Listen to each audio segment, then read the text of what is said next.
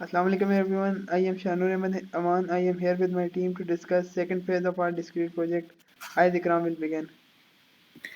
जो हमारे पास जो हमें डाटा दिया गया है उसमें हमारे पास फुटबॉल मैच का एग्जांपल दी गई है जिसमें फुटबॉल मैच का डाटा सेट है और उसमें हर प्लेयर को एक नोट के तौर पर दिखाया गया है और जो उनके दरमियान जो पासेस हो रही है एक प्लेयर के दरमियान दूसरे प्लेयर के तक वो उसको हम एजेस के तौर पर ट्रीट कर रहे हैं। हर पास को एक टाइम स्टैम्प दिया गया है जो ये बता रहा है कि एक प्लेयर ने दूसरे प्लेयर को किस प्लेयर ने दूसरे प्लेयर को पास किया था और ये भी बता रहा है कि किस टाइम पे किया था। इसके अलावा ये टाइम स्टैम्प हमें ये समझाने में मदद कर देते हैं कि मैच के दौरान पासेस किस तरह इवॉल्व हो रहे हैं। इस तरह से हम मैच के दौरान हर प्लेयर के बीच का रिलेशन ट्रैक कर सकते हैं। अगर हम डाटा की बात करें तो डाटा में हमारे पास 124 पासेस हैं और 14 डिफरेंट गेम्स का हमारे पास डाटा है जिसमें हम इसके अलावा 40 डिफरेंट जो टीम्स हमारे पास उनमें 14 प्लेयर्स हैं सब्स्टिट्यूट्स को मिलाकर। अगर हम इसके बाद एंड आगे चीजों की बात करें तो उसके अंदर हमारे पास सेग्रीगेशन स्ट्रेटेजी आती है। हमारे लिए पासेस को एक मैच से दूसरे मैच से अलग करना बहुत जरूरी है ताकि हम हर मैच को या डाटा को इंडिविजुअल ट्रीट कर सकें और देख सकें कि किस तरह पासेस हो रहे हैं और क्या क्या मैच का रिजल्ट होना है। इसके अंदर हमारे पास हर मैच को एक यूनिक आइडेंटिफायर दिया गया है जिसे हम मैच आईडी कहते हैं। हर मैच के अपना अलग आईडी होता है जो उस मैच के दौरान उस पास को ट्रीट कर रहा होता है। हर मैच के साथ उसका टाइम स्टैम्प भी अटैच होता है जो हमारे लिए टाइम बेस्ड एनालिसिस को आसान बनाता है। हमने इस डाटा सेट को टाइम इंटरवल्स में डिवाइड किया है जिसमें हर इंटरवल्स के अंदर पासेस को ट्रैक किया गया है। इसके बाद शानूर बात करेंगे। Discussing about how what technique Oberoi adapted to give us his solution, we will discuss it through his code. So in his code, starting from the very man, the beginning of the man, we are provided with a string with two string, that is the folder. The two strings are two folder path. One folder is the target graph while other is the second graph we call pattern graph. Pattern graphs are static while target graphs are those graphs which evolve with time. We fetch these both graphs through the argument which are given. These are provided to us as a parameter from the main function. So our first loop, what our first loop does is that it loads the entire target graph into our file. While please move on the second loop.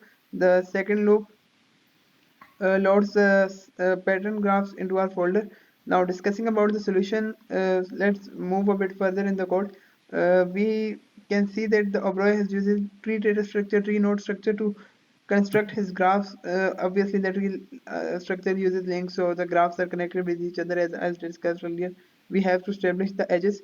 The what this for loop does is that first of all, when the very first root vertex comes, the it is mapped through the function map first pattern graph, and all the other edges rather than that are mapped through the second function. The second function actually does is that it compares that edge, and it also takes into consideration the previous edges, and depending on that it decided whether this will be incorporated or not.